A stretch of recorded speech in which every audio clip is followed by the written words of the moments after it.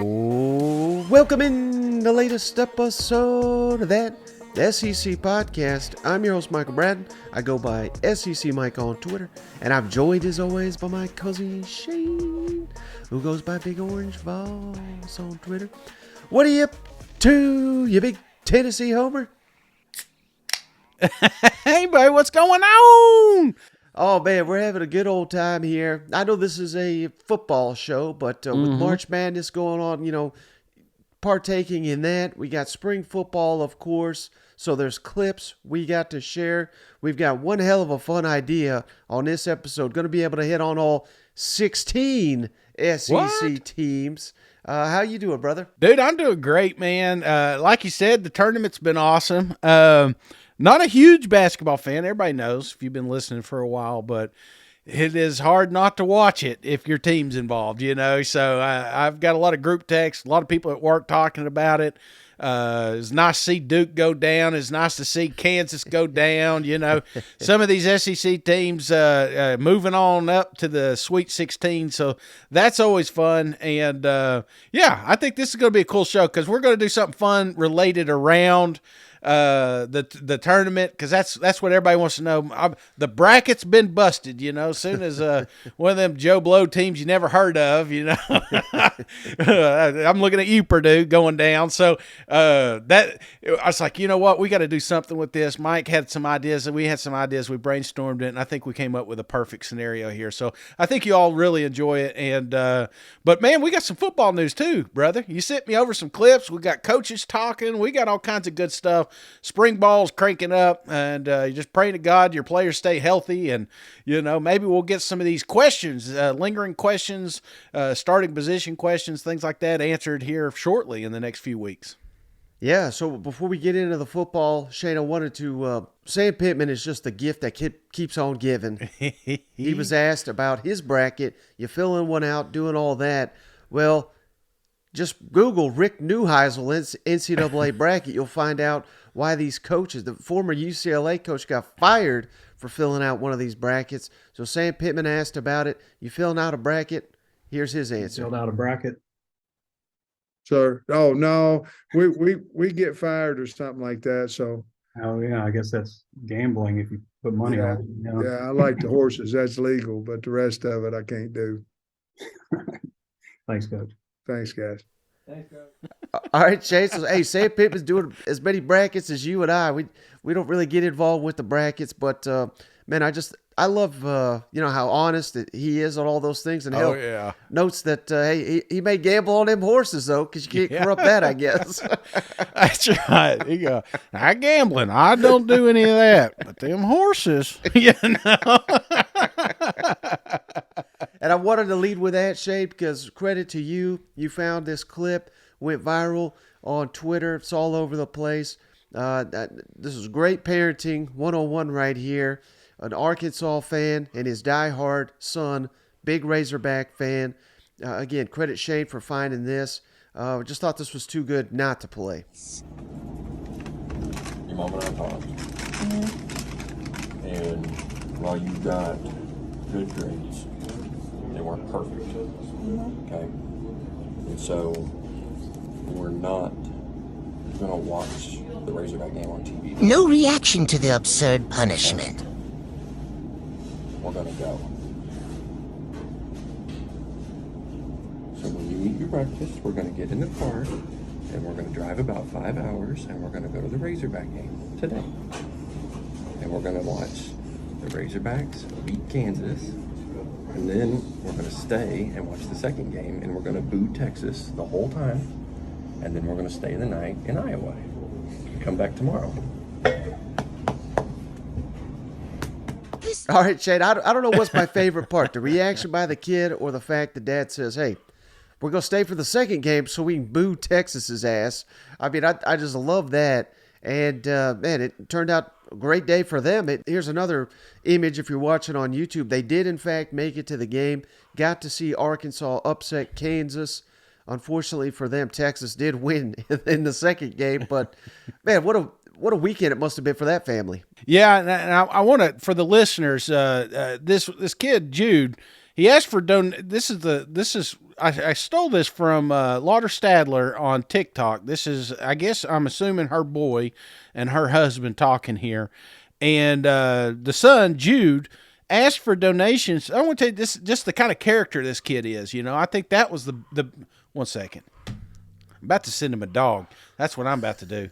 Because every time we start a podcast, somebody wants to rattle the doors. They want to, they want to go outside. It's like, come on, man, give me 60 minutes. See, Jude has good parents. My parenting skills are lacking.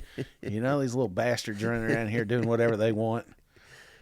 All right, so Jude asked for donations for his birthday that year instead of gifts so that he could throw a party for kids at the local shelter they volunteer at. His favorite team is playing an NCAA tournament today, and of course that was Arkansas.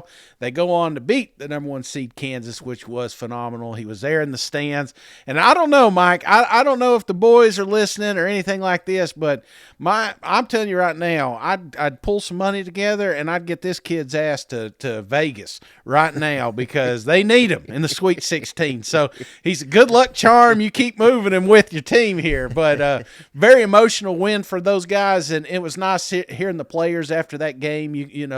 That's SEC ball, man. It's not just football, it's basketball, and very, very passionate fan base. So it was cool seeing this story, and it was good that he got that win because I saw there was a lot of bookmarks, Mike, and I'm not saying Texas fans were going to come after him, but I think they were bookmarking it for a reason. Well, moving back to football, Shane, of course, hey, we were set to have a spring game at Missouri. I was going to break it down. I was going to do a live show and all this. They had to move it indoors, Shane, because it was low 20s, strong winds, wind chill factor in the low teens up there in Columbia. I guess that's why you don't have a spring game in the middle of March in Missouri. But, man, what a downer that is for Mizzou fans that were hoping to attend it. You know what? Note to self, no spring break trip to Missouri. You hate it. You hate it. You absolutely hate it. But because it's about the fans, in my opinion. A little bit about the team, but it's a whole fan experience. I think we missed the boat on that one. But health-wise, I think we made it through all right, so I think Coach Drink's going to be good with that. Yeah. Well, and one other thing I wanted to make a quick note on, Shane, we touched on the last episode. Go back and check it out if you missed it on the returning production. Shane gave me some homework. He said, hey, how'd this play out last year? A ton of people in the comments were, what the hell's returning production got to do with anything? So I just want to throw just real quickly here, Shane, last season, Mississippi State, they number 1 in the SEC in returning production. Their win total went up by 2. Number 2 in the SEC was Tennessee. Their win total went up by 4. Third on the list, South Carolina. Their win total went up by 1. So your top 3 most returning production teams from a season ago all got better on the field. And look at some of these ones in the bottom, Shane. I mean, Texas A&M was 13th in most, least returning production. Their win total went down 3. Ole Miss was number 11. Their win total went down 2. Arkansas, number 9. Their win total went down 2. So there are outliers to be sure. And again, like we noted, Alabama, Georgia, they're outliers based on their talent. Yeah. LSU, kind of the same deal. They killed it in the transfer portal, so that really helped them last year. But if you're at the bottom of that list, I'd be a little wary. If I'm at the top, I'm talking to you, Texas A&M. I'm talking to you, Missouri. This is the first sign that you could be in on a big bounce back year and help. I mean, Texas A&M's got nowhere to go but up. So the fact they're number 1 in returning production in the SEC, I think that's a great sign for all those Aggies out there that their team's going to be a lot better on the field. Absolutely, man. Good point. And I, like you said, there are a few outliers you're gonna rule out, but for the most part, those other teams, and you know who you are, those teams that still got NFL talent, but they're not loaded top to bottom with it. I think returning talent in production is so very important, and I think it plays a role. Texas A&M does have a lot of NFL talent, so you're looking at some of these guys that brought back some of that production. I think naturally you just assume that we're going to have an uptick in victories this season. So it's just momentum, man. Yep. And speaking of one of those outliers, Shane, the Georgia Bulldogs, they have started spring football down there in Athens. So I wanted to hit on some comments here from Kirby and, a little behind the scenes. I always send these clips to Shane, but I used to send him the entire press conference. He said, hey, you got to edit this thing down. I ain't got time to listen to this whole thing. And, hey, for good reason, especially on Kirby's, because the first, 12 minutes is, they're asking him about this guy getting arrested and this and that. And so we're not focusing on that. I mean, those are important issues, but this is a football show. What's the big question on the field for the Georgia Bulldogs, Shane? There's two of them. The quarterback competition, of course, and the offensive coordinator, Mike Bobo, taking over for Todd Monken. So let's focus first on the quarterback, Shane. Let's kick it over to Kirby Smart. We've got Carson Beck. A lot of people assume he's going to win the job. Brock Vandegrift was a 5-star prospect. Gunnar Stockton was a 5-star prospect, recruited by Mike Bobo at 2 other SEC schools. So I think this quarterback competition is wide open entering spring. Let's kick it over to Kirby, his thoughts on the quarterback competition. Yeah, Kirby, I guess I'll ask the most obvious about the football team, the quarterbacks and how you plan to manage that. Will they be live during the spring drills, and how do you anticipate breaking these guys down in terms of reps? Well, we think we have 3 really good quarterbacks, and I'm really excited about all 3 of those guys to grow and get better. We will never, well, I won't say never, it's not right. I mean, we will not be live. We have not been live with our quarterbacks in the 7 years I've been here, so we will not be live with them unless we decide we need to. I do look forward to seeing, Carson and Brock getting a lot of that action. They'll both rep with the ones. As far as how much, that'll play itself out over the course of spring. Gunnar's come a long way. I'm excited to see what those guys can do. They've been excited about meeting and doing things with Coach Bobo and the offensive staff. So I'm excited to see those guys go practice and compete.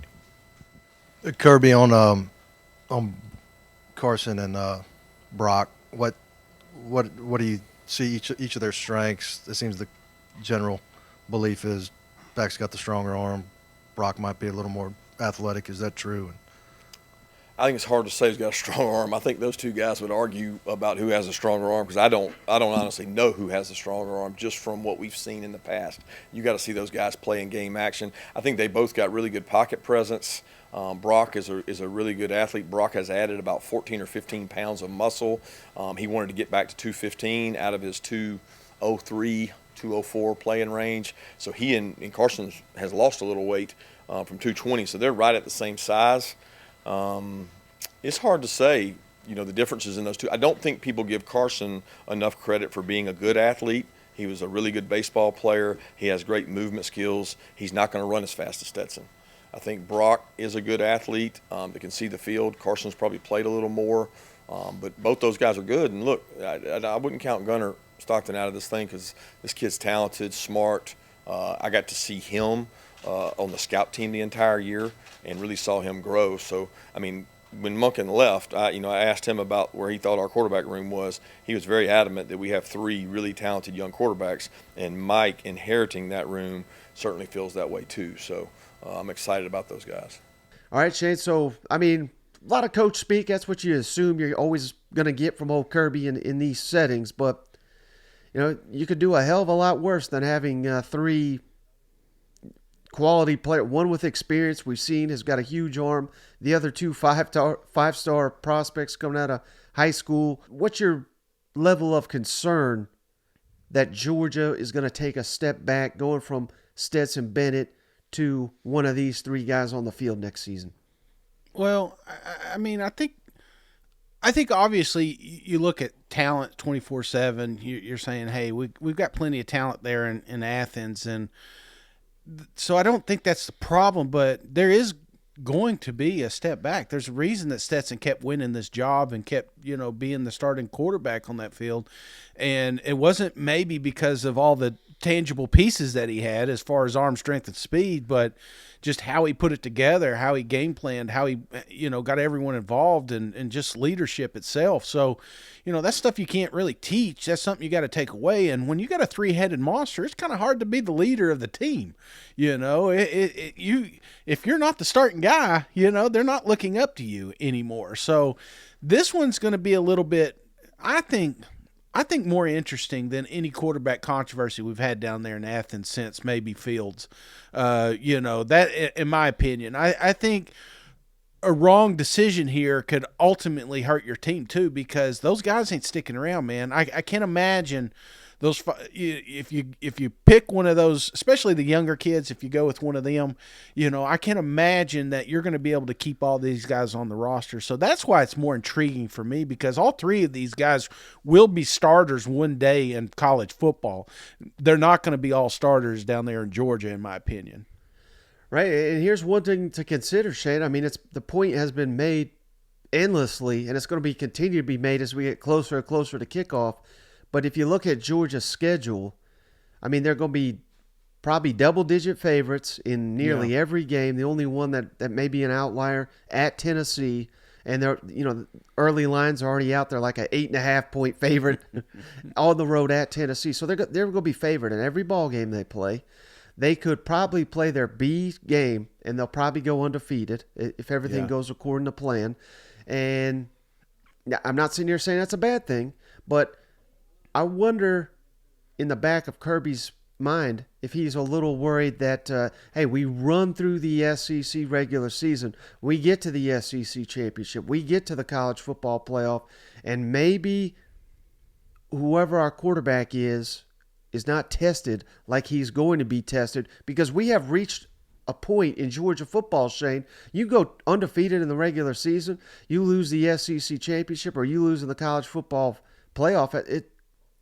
It's a bad season, and that's not a fair. That's not fair to hardly anybody. But Alabama and Georgia, I mean, that's the standard now. So you could go all the way to knocking at the door of another championship. You fall short. Man, the quarterback could be the problem because maybe he's not getting tested during the regular season. That's just something to think about, as we get into this quarterback competition. Not comparing the two, but naturally they're always going to be compared. But we were saying this last year. Nick Saban begging the committee pretty much to get them into the college football playoffs. It was almost a joke that they lost to LSU, that they lost to Tennessee under a score, but that's what we're talking about. We're talking about nominal point spreads here. We're talking about one bad game, and you're looking at the coach, because that's what they're going to do. They're going to say, well, I hate to say it, but I think the biggest pressure down there is going to be Mike Bobo, because if they take a step back, especially on that offense or in that quarterback room, he's going to be the ultimate scapegoat there. So a lot of pressure, in my opinion, because you're talking about back-to-back national champs here. The bar is set. You said Alabama, Georgia. I would say Georgia and Alabama right now, because Georgia is the top dog, and they're all gunning for them. But it is funny that you say that if they go undefeated, it's a bad year, if they lose in that season. I mean, are you thinking all the way in November is when we're going to find out if we got a good quarterback in Georgia or not? I mean, I'm looking at this schedule, and I could certainly see that happening. You know what? Yeah, I love it, man. That is where they're at. That I'll give them that. But no, we'll find out sooner who the quarterback's going to be down there, and I am very intrigued though with how this plays out. Yeah, and I'm glad you mentioned Mike Bobo. So let's kick it over to Kirby, who also talks about that, hiring his friend, someone that's been on staff, worked with the team last year, and when he wasn't, he was at Auburn. He was facing Georgia. He was at South Carolina. He was facing Georgia. So it's kind of interesting how Mike Bobo's been weaved here in and around the Georgia program for a number of years, and that certainly sounds like that made this an easy decision for Kirby Smart. Kirby, mentioning Coach Bobo, What gave you the confidence as far as promoting him to offensive coordinator, and what kind of changes specifically, like with verbiage, will the players have to deal with him being elevated? There won't be much change in verbiage. If anything, there'll be some additions, maybe some slight wrinkles, but we feel like the verbiage for the kids works great. He's comfortable with the verbiage. He was in it last year with Coach Monken. So really our entire offensive staff, you got to remember when Coach Monken got here, some of that verbiage remained the same too. So it wasn't like it was a total transformation of language. And you got to think about a guy like maybe Dale McGee or Hartley who've been here pre-Monken and now they're here post-Monken. There's a lot of carryover because B-Mac, Stacy, and Todd have all been in a room with Mike. Dale's known Mike for a long time. The decision was the continuity we have on offense. We want to keep that going, and I got a lot of confidence in Mike and the job he's done with offenses in the past. Kirby, when did you know that you were going to promote Mike if and when Todd got an NFL job, and in what ways do you think Mike has adapted, evolved, changed since he was last Georgia's offensive coordinator? When did I know that I would? I mean, I didn't think about it during the season. It never crossed my mind. I guess you always know you could lose a coach, but I was focused on the season, so I never thought, well, if Monken leaves, that didn't cross my mind until probably around national championship games. You start thinking, okay, we're the only team playing.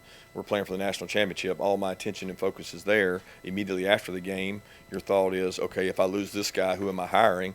I was very comfortable at that point that if we lost Todd and he decided to go back to the NFL, because that's the only thing I felt like he would leave for, that I would go with Mike, because I felt really comfortable, his leadership in the room.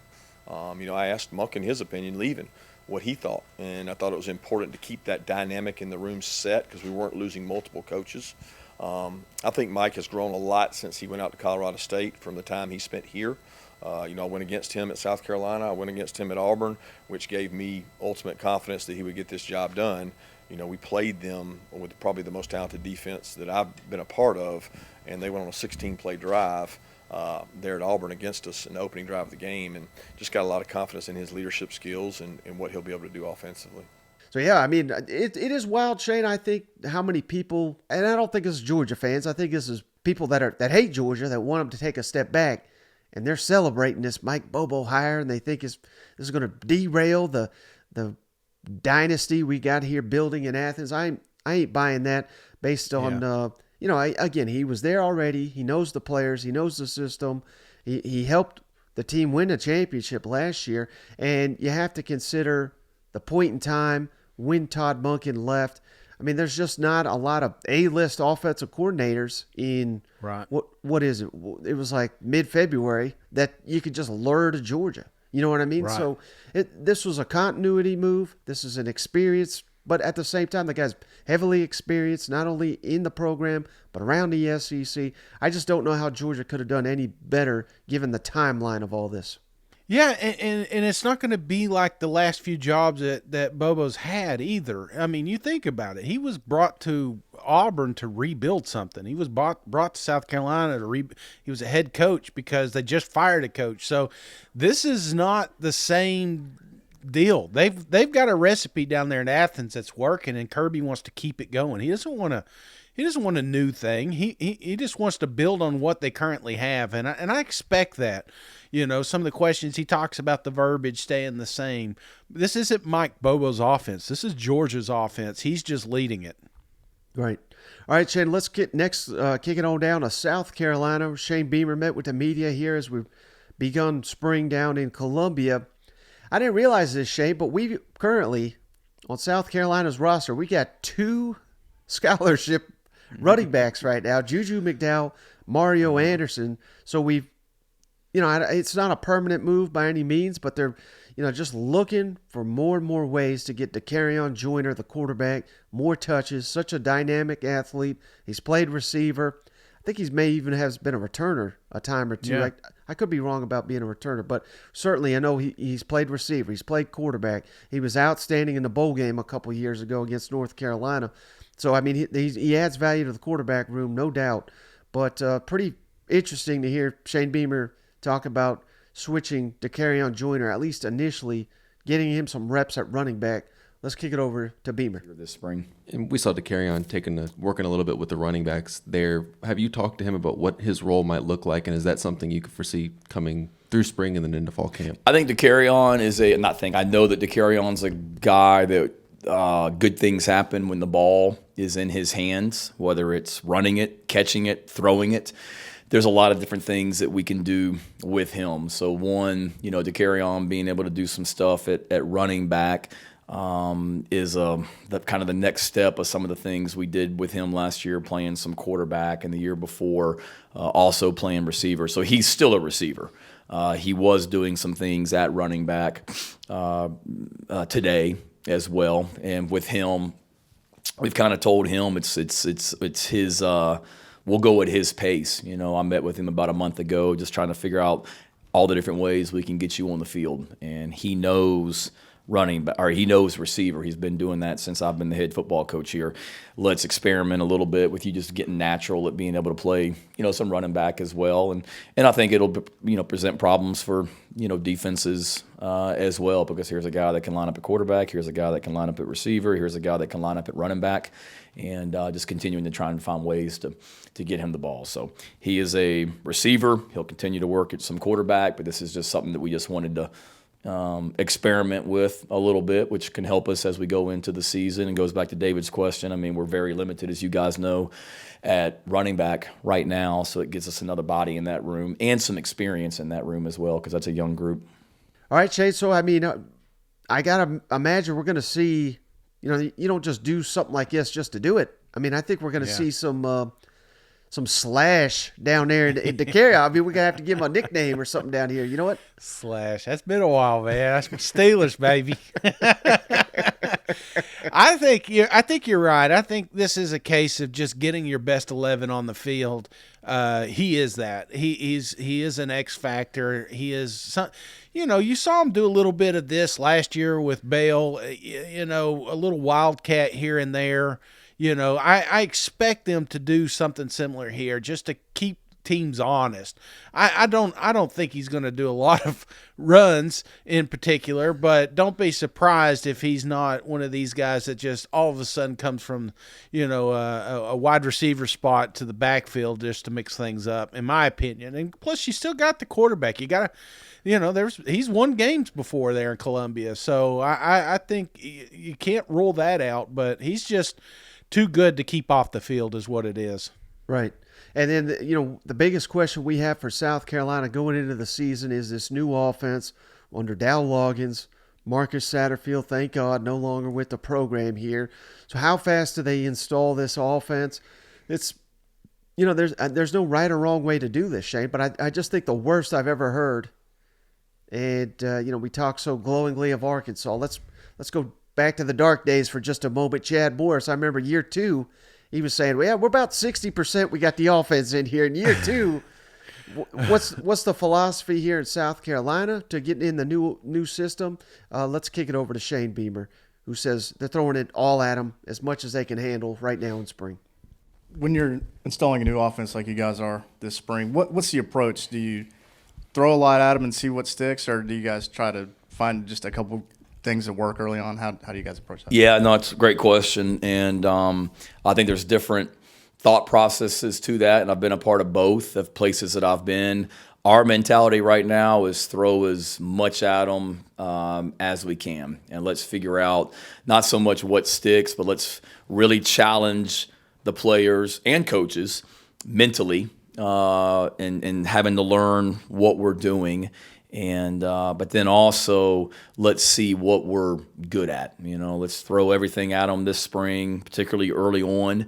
And as we realize, we develop our personnel and we see what we do best, kind of narrow down what we're doing. And there's quite a bit of new from last year, Hale, and there's a lot of carryover from last year as well. It's kind of a mix, probably a little bit more new, but there's quite a bit of carryover with some concepts and things like that, terminology. But we've tried to make it simpler, tried to make it easier to communicate at the line of scrimmage, things like that. But no, we're not going in there at a slow pace. I mean, today we threw a lot at them today from an offensive standpoint, and made them think. And a lot of that we were able to because of the things that we're allowed to do in the months of January and February that we weren't allowed to do previously that the NCAA lets us do. So that helped us going into day one. But we'll continue to throw stuff at them, and then as we get through spring, let's figure out what we're best at and really hone in on that. All right, Chad. So, I mean, I guess this is, after what I said about old Chad, I mean, this is the approach you got to take. But there is a fine line of, maybe, certainly the last offense, from what I understand, was complicated and complex and these incredibly long played names and all this, and it just slowed down the offense. So there is a fine line to it. But, yeah, spring is the time to make mistakes and see what your players can and can't handle. So I got no issues with this, but considering just the importance of getting this offense up, getting it going early, considering we play North Carolina, Georgia, Mississippi State, and Tennessee right out the gate, I mean, I think it's the only way you have to you just kind of have to throw it all at them.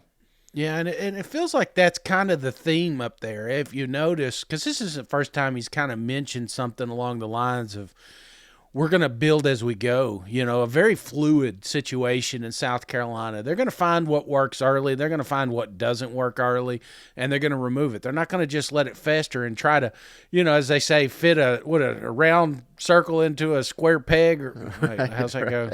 A square peg into a round hole. Yeah. Either way. It's getting late, and I've been drinking as well, Mike, but you know what I mean. It's like the turntables, But no, I think that's the case up there in South Carolina. They're going to find what works, and they're going to lean hard on that. But I do like I like this approach, Mike, because college football isn't black and white. You've got to be willing to adjust throughout the thing, and it's not. I mean, you got a guy go down. I don't want to say it, but you got a quarterback go down. You got to change the whole philosophy, and that's just kind of the approach that I feel Beamer's having up there, and I really like that. Yeah, and the final thing here, a little bit of coach speak, I would say, but at the same time, I mean, I figured the Gamecocks would eat this up. What's making this team so unique, so special? Coach Shane Beamer, he's pretty fired up about this team here in spring football. What's one thing about this group that excites you the most in the early going? Good question. I think just how hungry they seem and not satisfied. It's a very business-like approach. There's not a lot of BS with this group. They work, they get their work done. There's not, knock on wood, there's not a lot of issues outside this building that we're really having to deal with. So that's what excites me, is just the hunger, the maturity, and we got some great young men in this program, and you got older guys that are back for another year that are leaders, and Spencer's kind of taken on an even added role from a leadership position, and he's taken that and ran with it. So that excites me. And then just all you guys were out there this morning. I mean, just all the new faces, not just players, but coaches and graduate assistants and analysts. I mean, there's a lot of new out there as well, and every year is starting over, and this year is no different. But excited about the group of people, but then also their hunger and their mentality right now.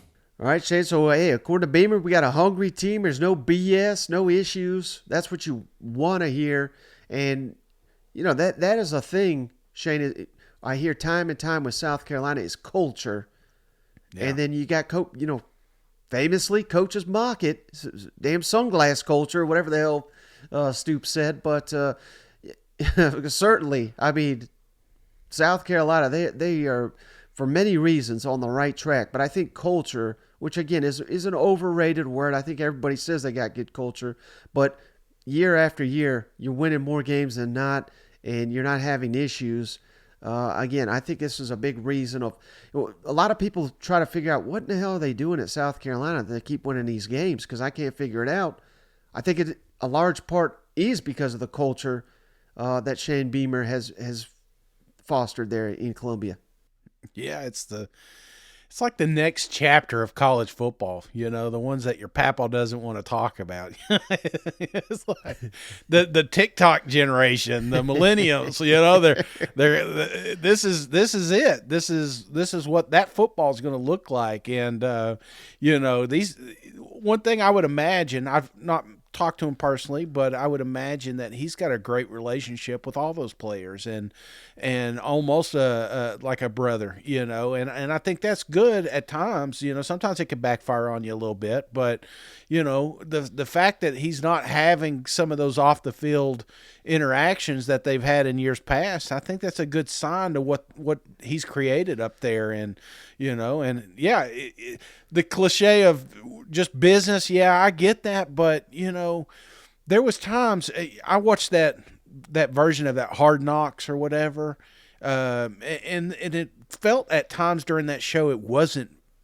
business. It was a little bit too playful, and I think maybe that's why they were so sloppy right out of the gate. And I think this is good for South Carolina because they're going to have, like you said, with their schedule, it ramps up real quick. So you got to be business minded and dialed in week 1. Yep. All right, Shane, last team before we get to our show theme here, Florida Gators. Real quick, just wanted to play these clips from new defensive coordinator Austin Armstrong, who, Shane, I have to do this to. I hate that I got to do this to this guy, but I mean, how could you not? I mean, I've asked 20 people if this is a fair comparison to make. I'll throw it up here on the screen if you're watching on YouTube. If you're just listening, just Google Ham from the Sandlot.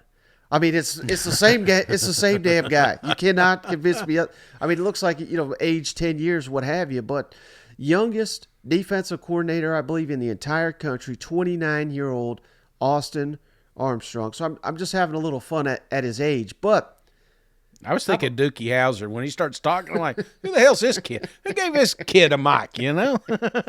So it's natural to sit here and say, well, this he cannot be ready for this job. I mean, this is the Florida Gators. The expectation is championships. That they don't accept a losing football team here. Stepping into a tough situation. Billy Napier didn't go quite as well as you wanted year 1. A lot of roster turnover. Lots of coaching turnover. How in the world can you hand it over to this kid who's 29 years old? Well, he's got a hell of a track record here, Shade. Worked with Dan Lanning, Glenn Schumann, Ron Roberts, Dave Aranda, the former defensive coordinator down there, Patrick Toney. This may have been the perfect hire. Let's kick it over to Austin Armstrong, just talking about his upbringing. And I love the fact, I think Gator fans are going to love it too, Shane, why he wears the visor. And Nick Saban, just who are some of the people along the way these past couple of years who you see as critical in helping you get to this point? Well, I decided, when I was about 10 that I wanted to be a coach. I wasn't very tall, wasn't very fast, but I was really good looking and smart, right? So I had to figure out, my parents were really honest with me. They're like, hey, look, this football thing's great, but you better have a backup plan, right? And I just wanted to coach. You know what I mean? I grew up in a household where I was showered with unconditional love and support. I had an utmost respect for authority-type figures. And you grew up in a state in part of the country where football is so important, right? So I always just wanted to be a coach. And, funny story, in the 3rd grade, I grew up in Alfred, Tuscaloosa, Alabama family, all that stuff like that. In the 3rd grade, I went to school for career day at Steve Spurrier. I had a visor, everything. Coach Spurrier's the reason I wear a visor. I've always worn one, but he was so different than me from a personality standpoint. But my mom loved Coach Spurrier, and that was a time when we were at their height. That was 2001. So I was like Grossman and Brock Berlin and those guys, and I just fell in love with the Gators. I loved them, right? So, that started it, and then I had a high school coach named Robert Gartman, won 7 state championships, took us to a state championship my senior year, and then I played for a phenomenal college coach, a guy named Mike Turgott Huntington College, just won like 8 conference championships there, learned a lot from him, and then, I got the opportunity to work for Will Hall at West Georgia, then go back with him at Southern Miss. He's probably impacted me the most because we're a lot alike personality-wise, and he gave me the opportunity of a lifetime to be a coordinator at a young age. And he showed that you can be a good person, you can have a family, and do all those things, and still be a tough, hard-nosed football coach, right? And then, him, and obviously Coach Napier, then getting hooked up with Ron Roberts, right? Ron Roberts has got a history of developing coaches. When you look at a list of guys, you got Patrick Toney, you got Pete Golding, you have Carl Scott, you have Dave Aranda, you have DJ Elliott, right? All these guys that Coach Roberts impacted, right? And, I was a GA at UL Lafayette, and our staff got let go, and Coach Napier kept me. and Coach Roberts got the defense coordinator job. He'd been a head coach for a little bit. Now to go to a position coach coordinator, that's a different set of circumstances, right? So I was there, and he enabled me, empowered me to coach the inside linebacker position and make a lot of the decisions of that, the day-to-day stuff, recruiting and stuff, and it really changed my career, and I probably can't describe how much he means to me.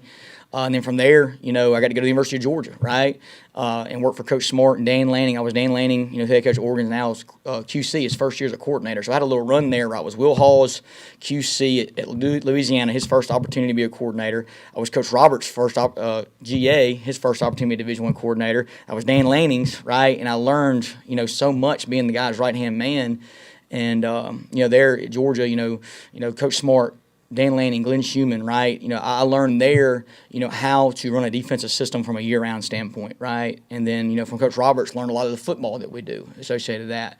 And then, getting the opportunity to go back to Louisiana and working with Coach Tony, who I think is one of the better football coaches and people in this profession. And, and then a chance to go to Alabama, right? So, if we're 29 years old, the people that God has put in our life and helped, one quality that I've learned is to shut up and listen to people smarter than you. And they've all helped me and given me opportunities to contribute, and I've just tried to make the most out of it and been very, very fortunate. There's probably a lot more people deserving that have worked really hard in this profession, but we'll certainly take it.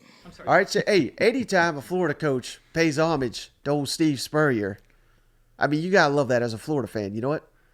Oh, yeah. Yeah, that felt a little planted there, Hey, I'm a good guy, I'd do the same thing if I was down there. Like, Spurrier's he's from Tennessee, right up the street from me here. The Hilltoppers, Science Hill, one of the worst fields I've ever been on. But I will say this, brother, this feels to me like a hire that is either really bad or we're talking about him potentially landing a head coaching job here in the next 3 years. Right. The trajectory that he's on, you think about like the kid that was down there at LSU. It's just some of them find themselves at the right spot at the right time, but you don't land a job in the SEC if you're not good at what you do. So he's been molded by some great minds, man. He's been around some juggernauts of coaching staff, and he goes into it here in that clip. But I think either Florida, like I said, I'm a little more reserved because I don't know much about him. But I'm telling you right now, this kid is either going to be coaching another SEC program one day, or he's not going to be in the SEC. Right. Well, what I can tell you, Shane, based on, just what I've heard, what I've seen, very, very aggressive. They're going to come after you, forcing turnovers, tackles for loss, forcing the issue. And last clip from him, as he likes to say, we negotiate with a hammer. I love that line. How would you describe your philosophy of bringing pressure? Your sack numbers at Southern Miss were really good. One, we had really good players there, right? Two, we're very, very multiple. We base, out of a 3-3-5 per se, but we're really a 4-2 because that's what modern football is. We don't have a toolbox. We like to say we have a tool shed of scheme. You know what I mean? Our deal is we're going to be multiple four-down front team that play split safety, man match, and middle field close coverage. We're going to pressure, the word creeper gets thrown around, right, which is a four-man pressure versus the pass and a five-man pressure against the run. So it's a mixture of a fire zone and a cover three cover concepts. We do some other stuff from a five-man process that's different at a four-down front and three-down front.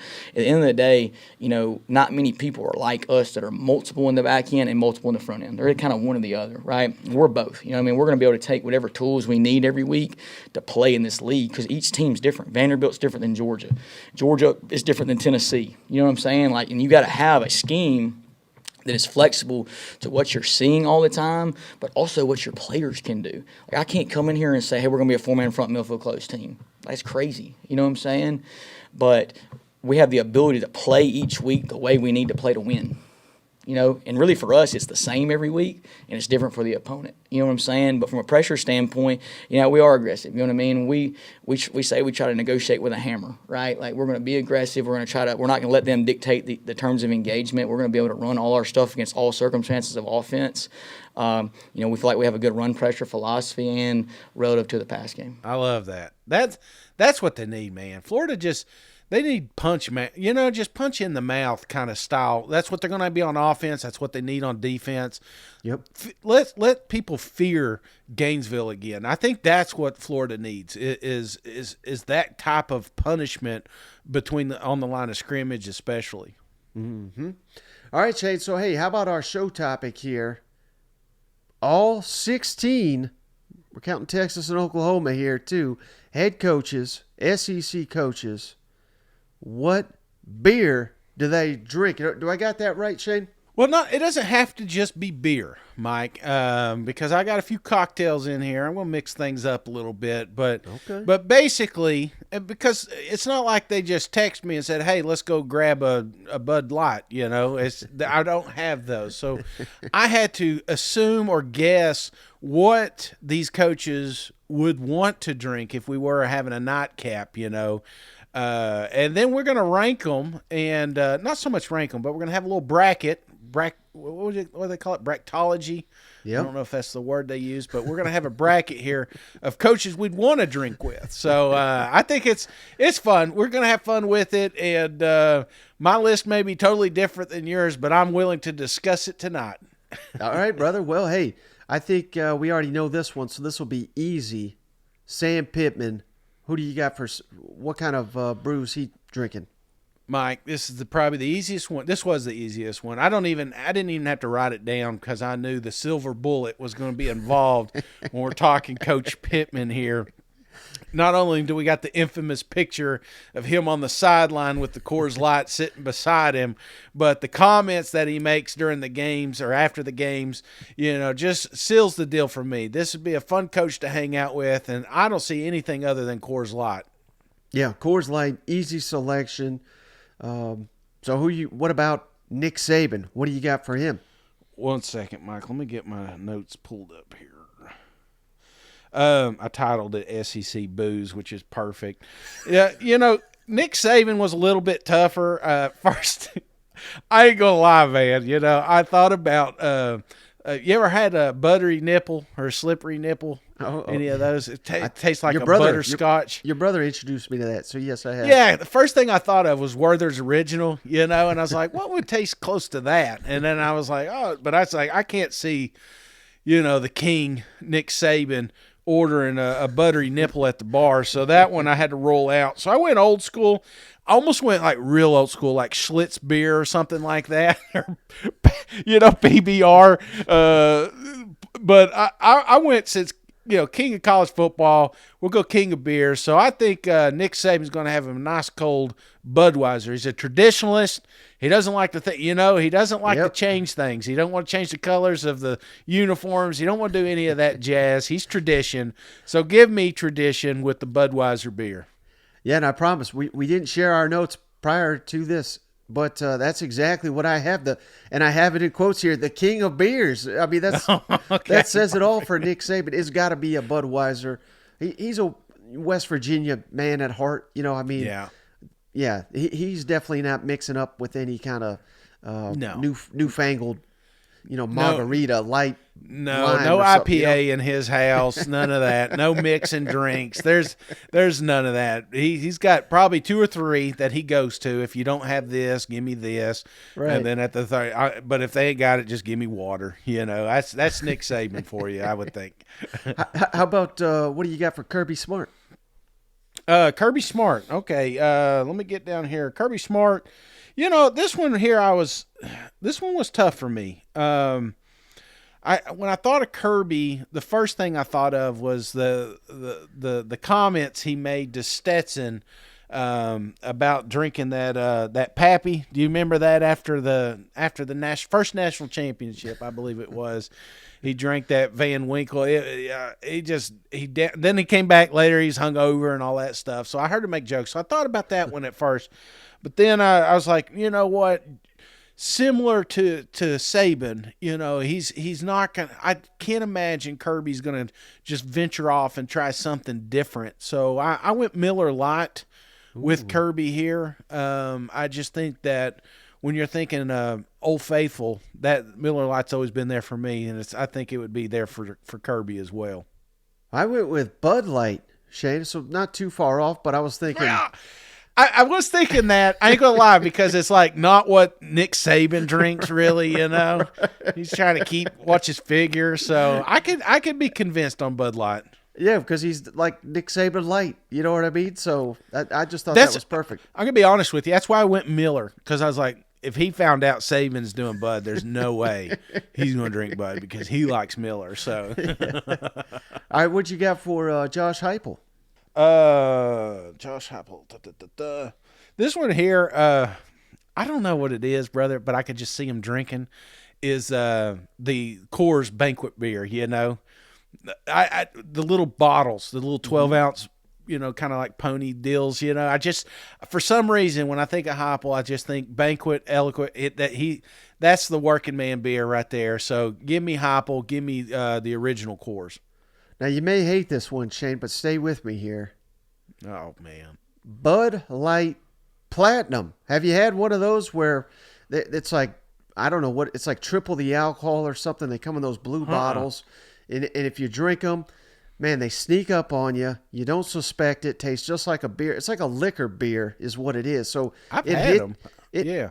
Well, trust me, the last thing you want to do is play beer pong with Bud Light Platinum. That was a night I'll never get back. But, yeah, I just think, you know, somewhat traditional, somewhat new age, sneaks up on you. Next thing you know. Fast. Yeah, exactly. And you are in a 28-10 hole. Yeah. The first quarter's just now getting done. So, for me, Bud Light Platinum. What do you think about that? We may just do Everclear, you know. He just wants to get drunk in 3 seconds, you know. All right, how about Hugh Freeze? Yeah, and I got a good one if you want me to go first. Yeah, you go first on this one. I mean, because for starters, if I'm drinking with Hugh Freeze, it better come with a bottle lid on it, or I don't want it brought to me open. You know what I'm saying? But that was my first reaction. But I went vodka tonic with lime. I don't know why. It just seems like a drink that he would want to chill with. I think about him in Ole Miss because naturally he comes out, he's going to tell you he doesn't drink and that's not his thing. And, you know, he's all these goody twos. But I could see him sneaking a little tonic every now and then. Well, how about this? I had to really search for this one, Shane. Comes from a place I know you love. We got plenty of listeners from Asheville, North Carolina. So maybe you've had this. I doubt it, but Holy Water Hard Seltzer from Thirsty Monk Brewery. Oh my God, I can see that. Holy Water. Yeah, you know what? Key it up, Mike. That's a perfect one for him. All right, how about Jimbo Fisher? What you got for him? Oh, fast talking Jimbo down there at Texas A&M. This one was a tough one, brother, you know, because he's so amped up, you know. So the first thing I thought was something like a Jaeger bomb, you know, because he's just da-da-da-da-da-da.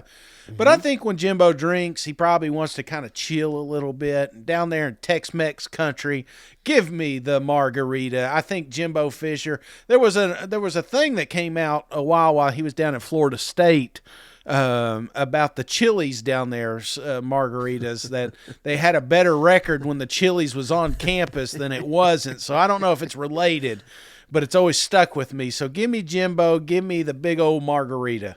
Yeah, you may be right on that one, Shane, but I went with, this really doesn't have too much to do with Jimbo Fisher, I'm going to be honest with you, but I think it is the most overrated beer that's out there. So, I mean, that's kind of the connection I made. Sam Adams. I don't understand how in the hell that's popular. I've never liked it. I don't know anybody that drinks it. I don't know anybody. Of course, maybe I'm not from the Northeast, so maybe that's why I went with it. But I said Sam Adams for Jimbo Fisher. What's your thoughts on that? Yeah, I'm not feeling that one. Okay. Just because location, even, you know, Jimbo was born in West Virginia, so I wouldn't imagine he'd be drinking any of that dark beer stuff. But I could get behind a Corona or something like that, maybe, you know, something a little bit lighter. But yeah, I'm not a fan of Sam Adams either. Not a fan of it at all. I'm not a big, even I'm Irish, you know, but I have no desire for like Guinness or any of that. I've had it. Some people like it. Asheville's a great area for craft beers and stuff like that, but it's just not my niche, you know. So Right. it may be. I don't see Jimbo drinking any of that either.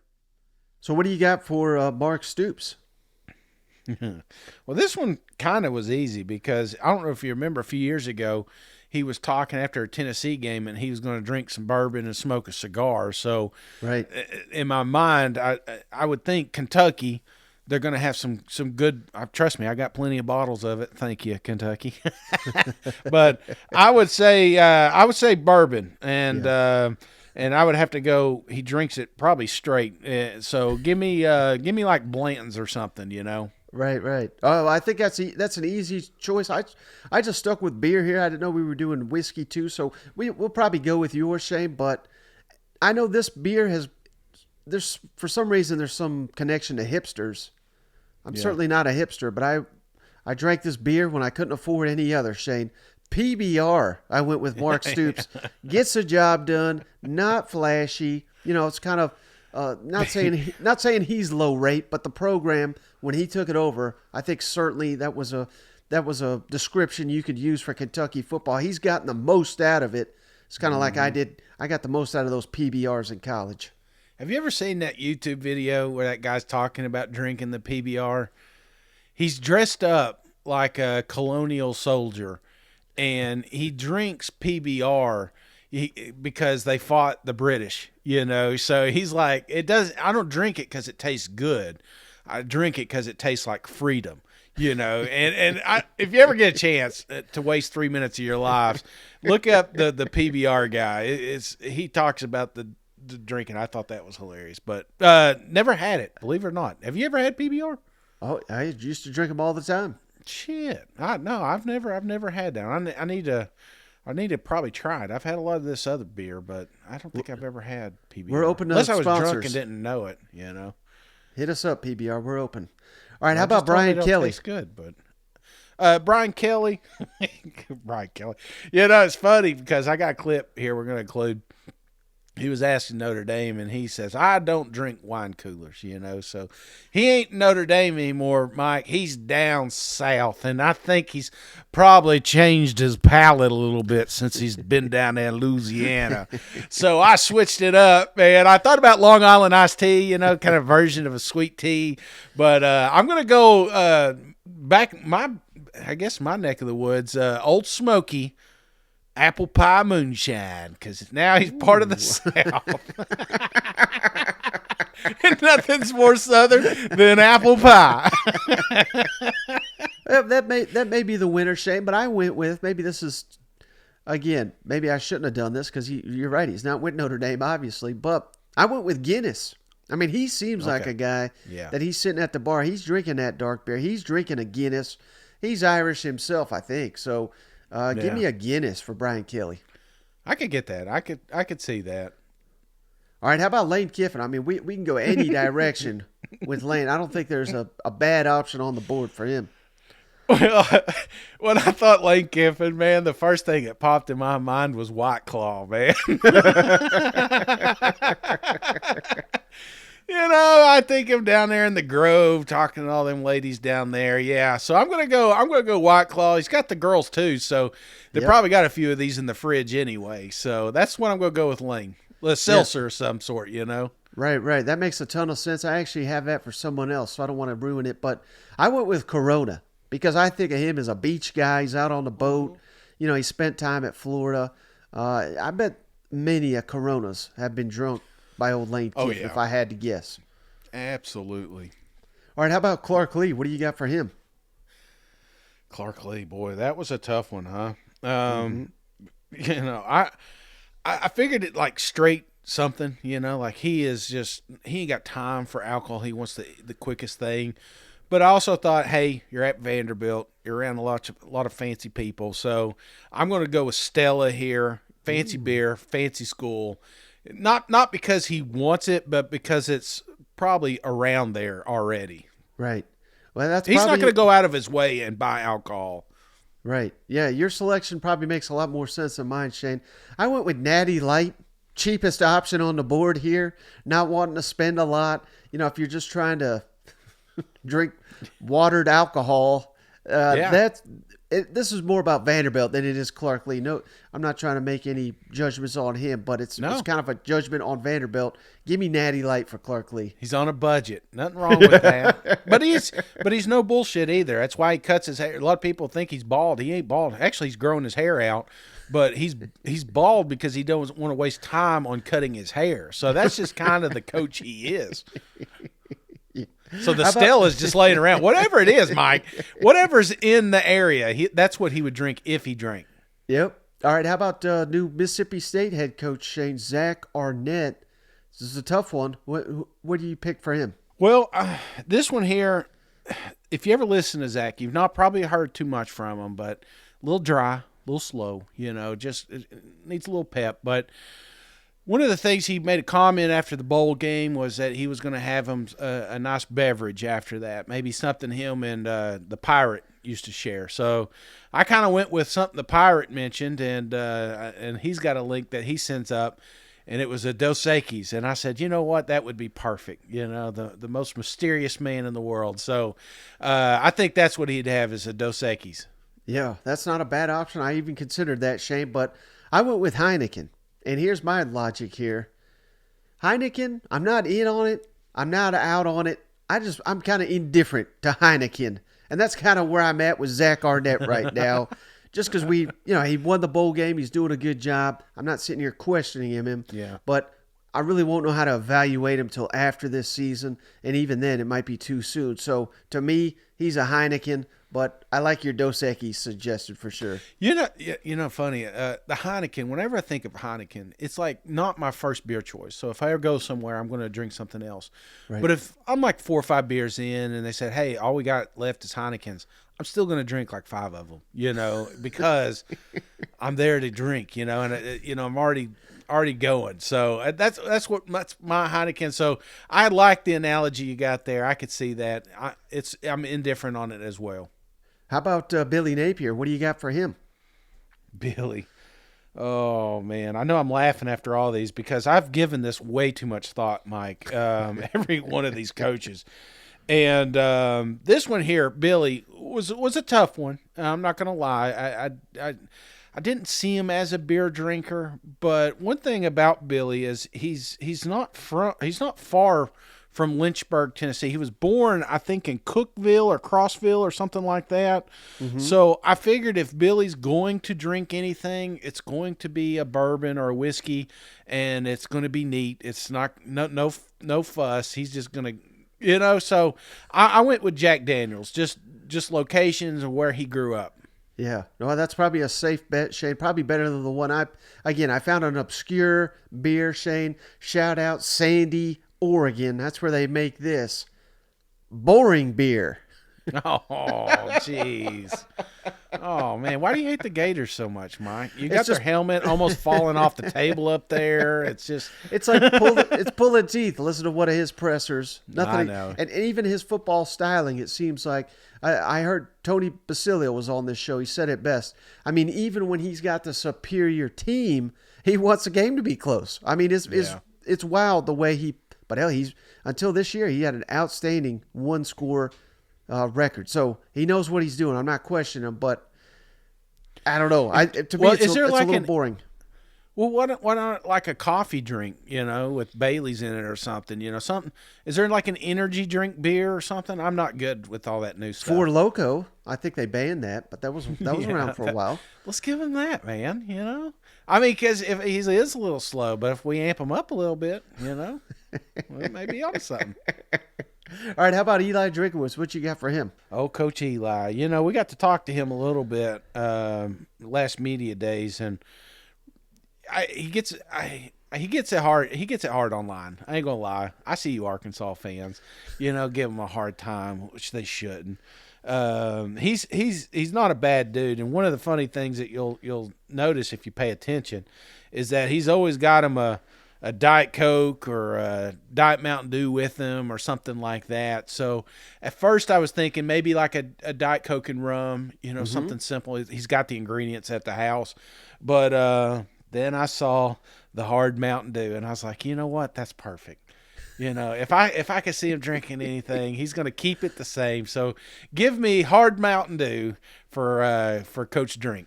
Wait, so that's a real beverage that you can? That's Mountain a real Dew makes liquored Mountain Dew. Absolutely. Well, I mean, that's originally what it was for. I don't know if you knew that, but Mountain Dew was to flavor for moonshine. You know, so it made it easier to drink moonshine back in the day. So that was the origin story. Actually, I'm not going to bore you to death, but since it's up in this area, they make this thing called Dr. Enough. Have you ever heard of Dr. Enough? No. Comes out of Johnson City. It's the energy, it's the original energy drink or something like that. Now, you may want to fact check this. I may have been talking to somebody that was just blowing smoke up my ass, but apparently the same place was the one that created the Mountain Dew, and they sold that to Pepsi. And of course, they went on to make all kinds, ridiculous amounts of money, but Right. Dr. Nuff's still hanging out in Johnson City. So, but the moonshine and Mountain Dew go hand in hand. So, but yeah, I don't know why we're talking about that, but that's the more you know. Put that little star thing that goes across. Yeah, so hey, that's an outstanding selection. We'll probably go with it, but I had to do it, Shade. I went with the Bud Light Straw Burrito. You see those nasty things where it's like, Yeah. I don't know why it got into my head, but he wears the fancy shirts. He has a good time. He just strikes me as a guy who he doesn't care what anybody thinks of him. And he wants a beer, but he wants it to be a little fancy as well. So I'm going Bud Light Straw Burrito. Get those the hell away from me. But I like Eli. I do not like those drinks. All right, how about Shane Beamer? Shane, who you got or what you got for him? Beamer, another tough one. Kind of went around with this one. I know his dad likes beer. There's been plenty of videos floating around with it, but I think he would have kind of the beer. If there was an IPA guy, this is him. This is Beamer. You know what I'm saying? He's near the Carolinas there, but I'm gonna go Mick Ultra here. Ooh. You know, trying to watch the figure. He's in good shape. You know, the best shape Shane I know, you know. So I think that's what he's going to do is just try to keep his carbs down and go with the Ultra there. All right, so this is the coach I had the White Claw for, Shane, and I'll tell Okay. you why. Because White Claws, when they came out, wanted to not like them, and I figured I'd hate them. I love them. You know, that's what I drink now. So it's like if I have an option of a beer or like a seltzer, I'm generally going with a seltzer. I don't get full. I can drink more of them. I have a good time, less calories.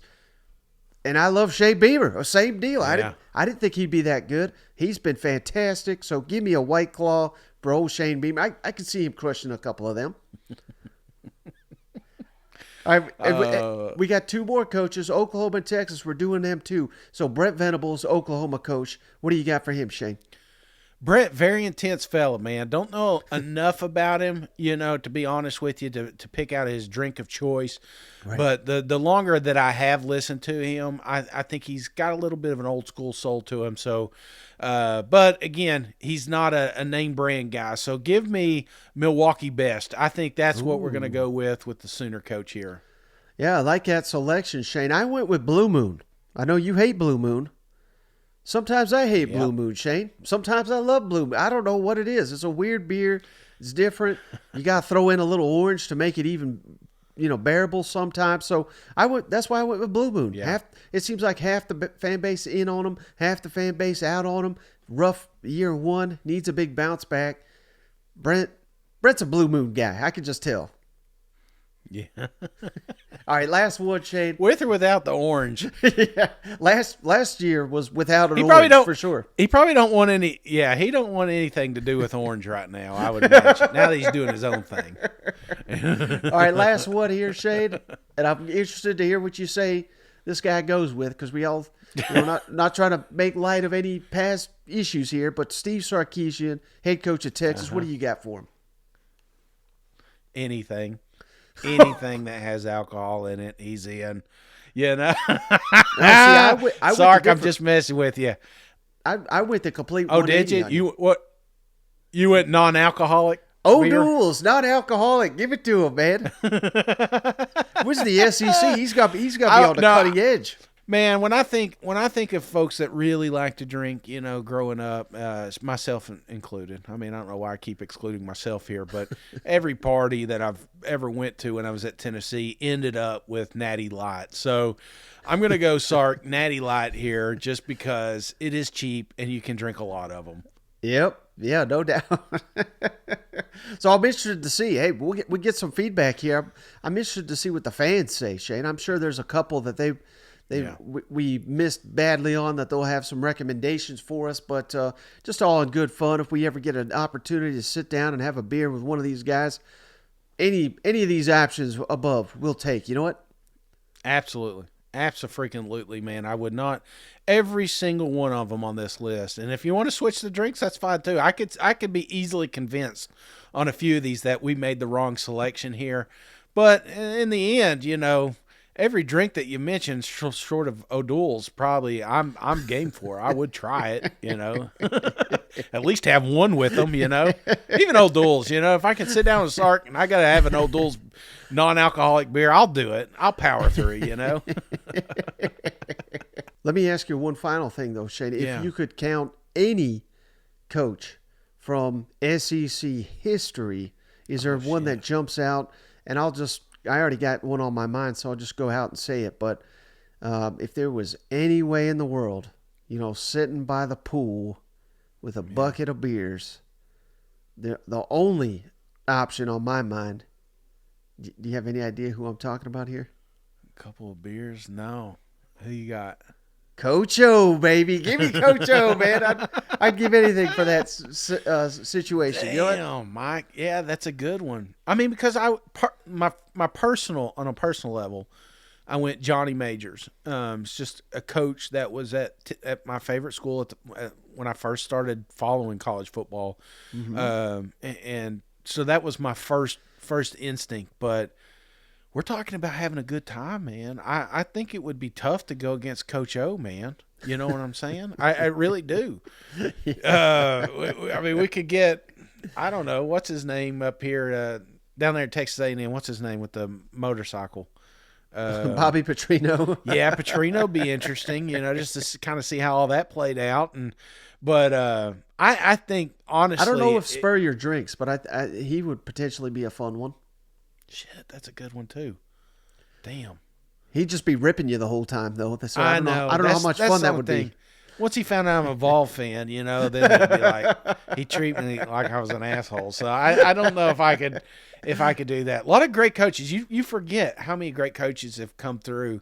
There's been some doozies, man. There's been some fun people too. I think even what's his name down at Muschamp. I think Muschamp would be freaking awesome. Sorry, I didn't mean to say the F word. But you get him cutting loose. That's another one that he's just fun to be around. Yeah. So I don't know. You know what? If I had to crown one, I'm going to go Coach O too. Because you're right. I just think, especially now that when he started the new dating scene and everything, there's just so much fun stuff we can talk about. So. Rib on Lane Kiffin, talk about him and stuff. So, yeah. Well, I think that's a perfect place to end this one, brother. I appreciate you. As always, appreciate each and every one of you for hanging out. We'll catch you on the next one. All right. See you guys. Go Vols. And if you got a list a four teamer here, I want to hear your four coaches, and then the plus one would be Mike's question. I think that's a fantastic option. Any SEC coach that you could have, who would it be? So be sure to tweet at us. We'll put these notes out. They'll be out by the time you're listening to this. So just jump on the Twitters, retweet, and tell us where we were wrong.